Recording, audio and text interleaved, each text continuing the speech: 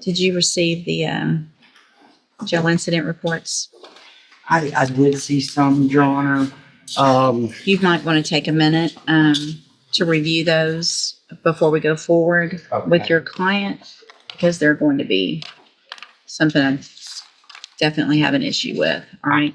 I can understand that, and I did have an opportunity to browse. You did? I got Okay. them yesterday. I browsed through some of them. We did meet briefly yesterday as well. Thank you. So, All right, sir, you are John Jones. Yes, And Mr. Jones is charged in cause number 25 DCCR 0523 with the offense of murder. And Mr. May. And in cause number 24 DCCR 2431 with the offense of unauthorized use of a vehicle. Mr. Wilkerson has filed a motion just in the murder case, correct? That I reduce the bond. yes, Your Honor. Which I believe is set at 800, if I remember. Let me pull it up so we make sure. Let's see.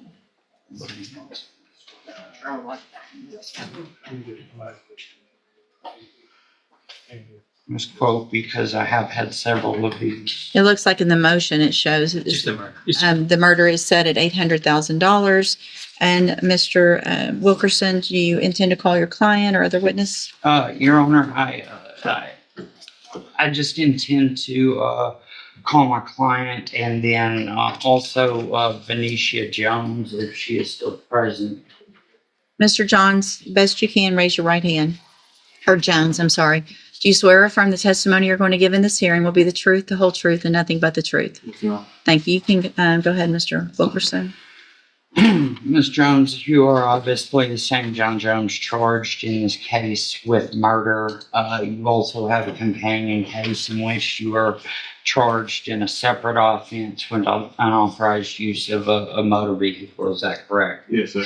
And how long have you been incarcerated? About 3-4 months. And during that time, has that time, you had the murder charges pending during the entirety of that time? Is that correct? Yes, sir. Now, the person who actually pulled the trigger with regard to this offense has pled guilty and been sentenced. Is that correct? Yes, sir. And that was to 30 years. Is that correct? Yes, sir. And he was on parole at that time, correct? Yes, sir. And until previously, at least as of the 24th of July, you had been off of 35, correct? Yes, sir. All right. Now, during the time that you have been incarcerated, you have had some run-ins with staff with regard to some behavioral issues. And obviously, if the court is going to consider lowering your bond and how you would be able to behave or would behave in the community at large, were she to grant a reduction in your bond, there are some concerns. And so I would like to give you the opportunity to speak to those concerns, and I would encourage you to emphasize conditions that the court might be able to impose that you would be ready and willing to follow that might curb some of those concerns for the court while this case remains pending. Yes, sir. Go ahead. Let me say, while the write-up thing was going around, I didn't have my proper medications, but I was supposed to be seeing a psych nurse to take my proper medications.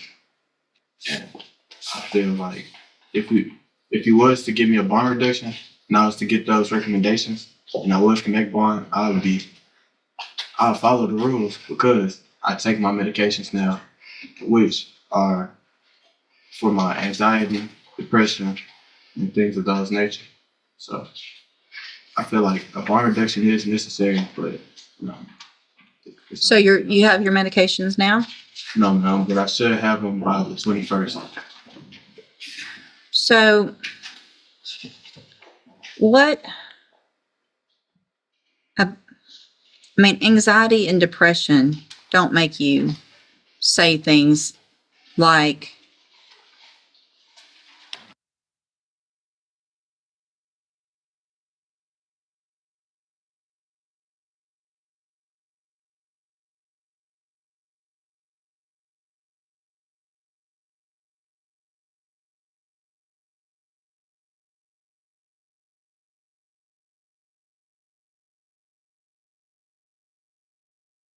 Not even gonna sit here in front for you. I never said those things, but you didn't say those things? no. You didn't ask her how could she have a boyfriend with how ugly she was? Never said. You didn't ask how many boyfriends she ever had? You didn't say any of that. They're just making that up on you, just lying. Have to be lying. You didn't threaten just a couple weeks ago an officer that you were going to throw hot water if she didn't call somebody? Yes, ma'am. You did threaten to do that? Okay. Did you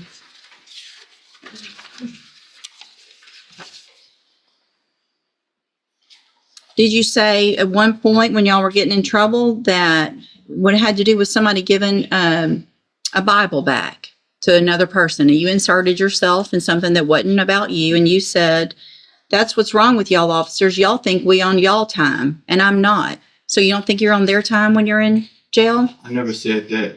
You didn't? They made that up too? What I said was, respect is given both ways.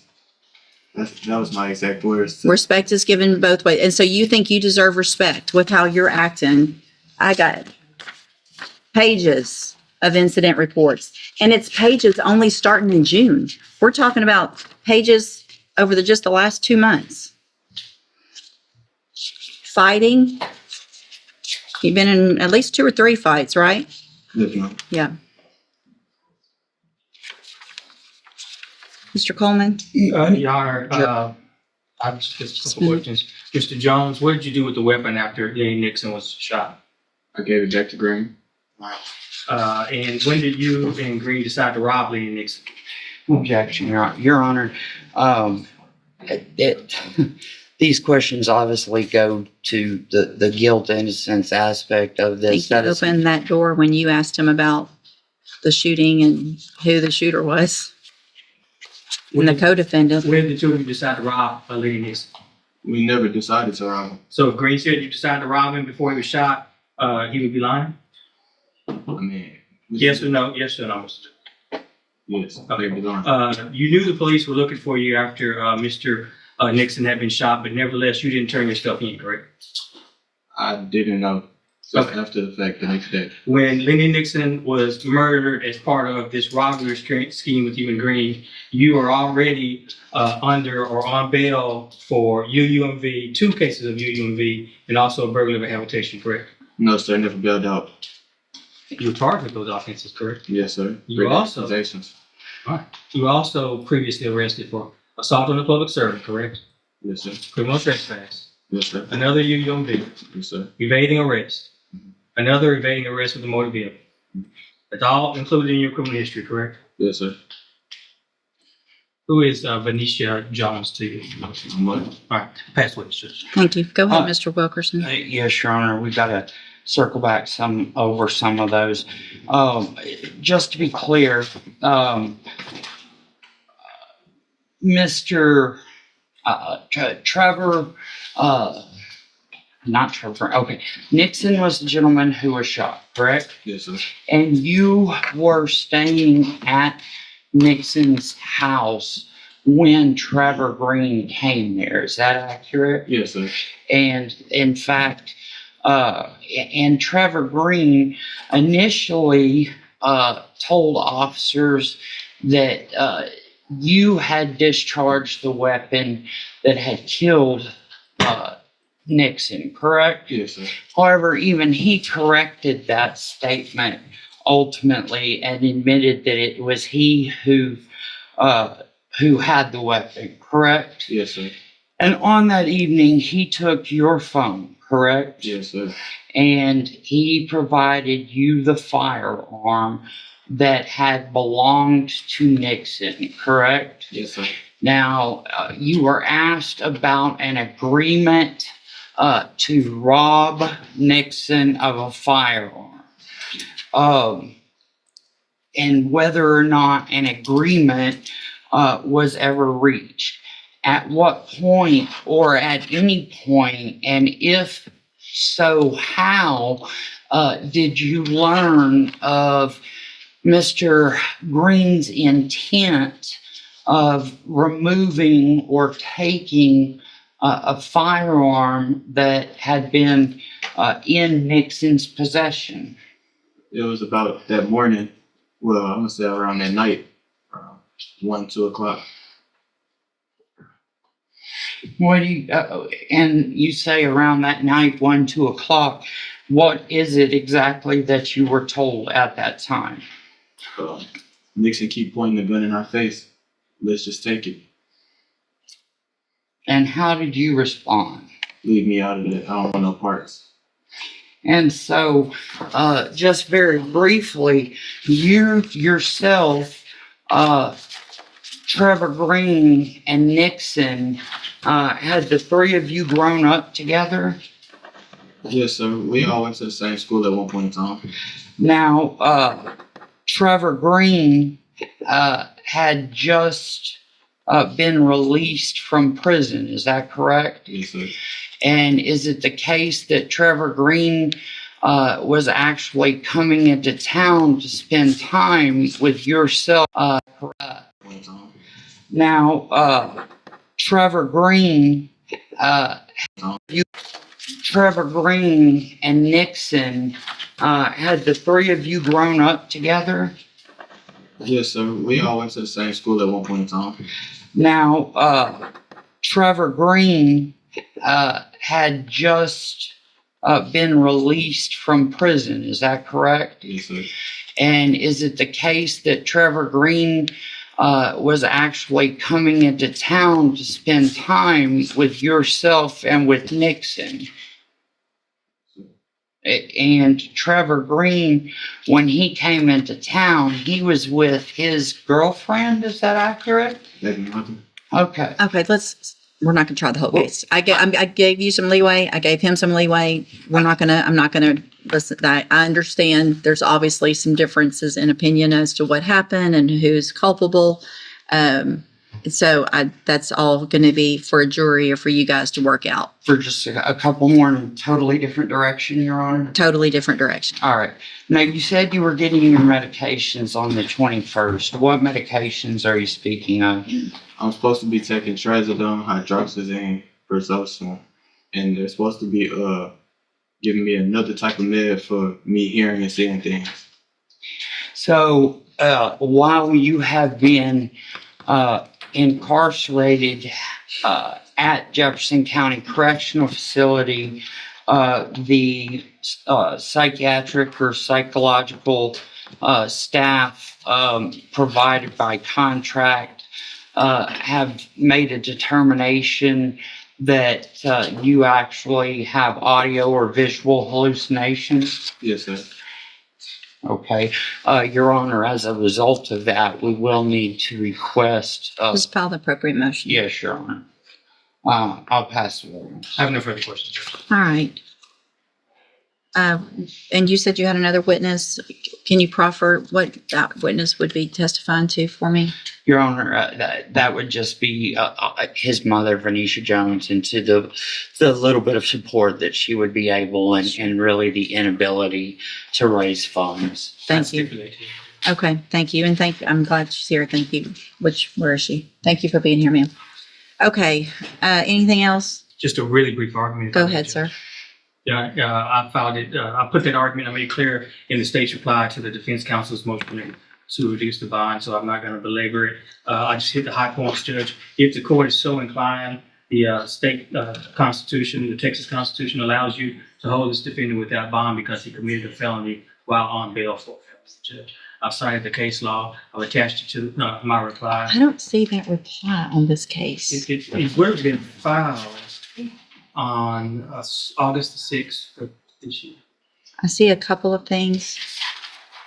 I see an order. Oh, never mind. It's right here. Yeah. Sorry.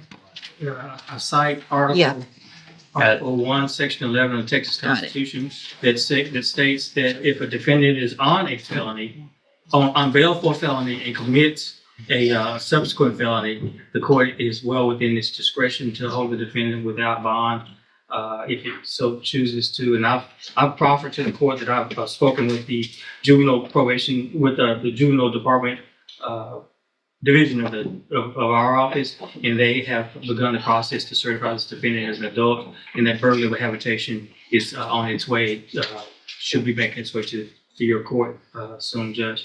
We've got the criminal history that I think speaks for itself. Your Honor, we'd ask that this court deny the defense counsel's motion to reduce the defendant's bond. In fact, if the court is so inclined, we'd ask that you hold him with no bond.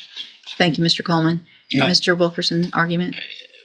Your Honor, I think that if you look at all of the incidents that were mentioned by Mr. Coleman, that are all juvenile incidents that have occurred with Mr. Jones, that it is quite clear in conjunction with some of the things that have also been mentioned, and also it fits into some of the write-ups that have been received as well, that Mr. Jones apparently does suffer some mental illness issues, and perhaps maybe we should hold this in abeyance until we can have that properly addressed in order to give the court some